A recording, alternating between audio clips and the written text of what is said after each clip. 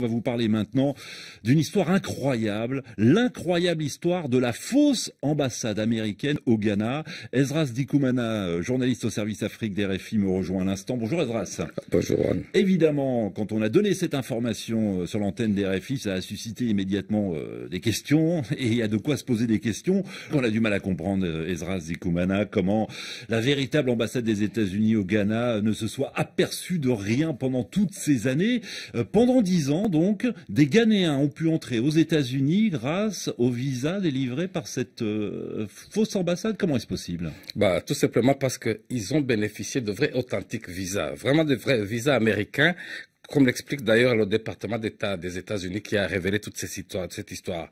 En fait, il ne s'agit pas que de Ghanéens seulement. Il faut savoir qu'ils avaient des clients en provenance de la Côte d'Ivoire, du Togo, des clients qui ont bénéficié de ces services pendant donc toutes ces années-là. Et preuve que les concepteurs de cette escroquerie étaient vraiment bien organisés. Ils avaient mis ensemble un système d'accueil avec chambre d'hôtel et voiture à disposition de ces clients qui provenaient des pays voisins. Autre précision, cette fausse ambassade américaine ne faisait pas que dans les passeports uniquement.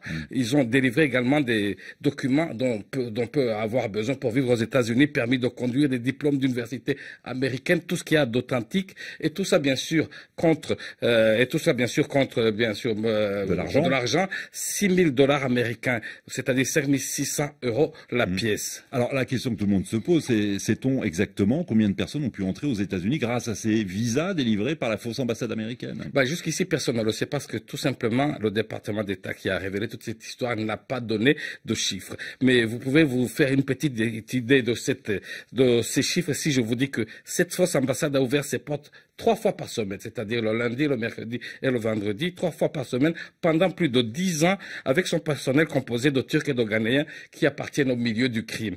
Et donc, oui, parce que ce qu'il faut dire, tout ça a été géré, cette fausse ambassade a été gérée par le réseau criminel, par une mafia de Turcs et de Ghanéens, avec des avocats qui étaient d'ailleurs spécialisés sur les questions d'immigration pour pouvoir délivrer des visas. Oui. Ah oui, et pas seulement que ça, parce que le département de l'État annonce également qu'ils ont bénéficié de complicité au sein de fonctionnaires américains, de l'immigration américaine. Donc c'est ce qui peut expliquer pourquoi leurs clients avaient de vrais visas qui leur ont permis de voyager aux États-Unis sans aucun problème. Alors comment cette ambassade a-t-elle pu fonctionner au nez et à la barbe des autorités américaines pendant 10 ans? D'autant que cette fausse ambassade avait pignon sur rue. Il y avait même le drapeau américain sur la façade, Esdras.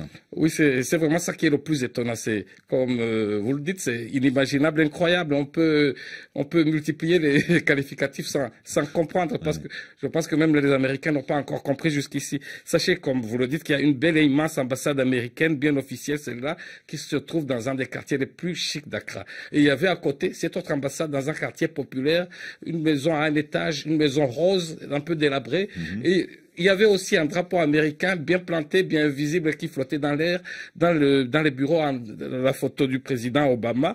Et donc tout ça a fonctionné sans anicroche pendant plus de 10 ans. Donc cette fausse ambassade a fonctionné. Et comme le disent certains, eh bien, peut-être que c'est la meilleure manière de cacher un objet, c'est de le mettre bien en vue, ce qui peut expliquer pourquoi c'est passé inaperçu. Donc les questions ne peuvent pas donc manquer. Alors, qui était au courant, par exemple? De quelle complicité ont bénéficié ce groupe au Ghana de la part de la police ou des autorités ghanéennes? Quel était le niveau de leur complicité américaine? Parce que pour avoir autant de visas pendant autant d'années pour passer inaperçu, c'est difficile à dire. Donc on peut multiplier les questions, mais cela reste une histoire à peine croyable, surtout si on se rappelle qu'on parle ici des États-Unis, c'est la première puissance du monde, qui ont officiellement les meilleurs services de renseignement, qui ont des services d'écoute sophistiqués. Et sachez que c'est le comble de l'ironie. Sachez que malgré toute cette technologie, eh bien, c'est sur simple dénonciation par un homme, bien en chair comme moi et vous, que cette arnaque a été découverte. Oui, et puis au cours de l'enquête, les autorités ghanéennes ont également découvert l'existence d'une fausse ambassade.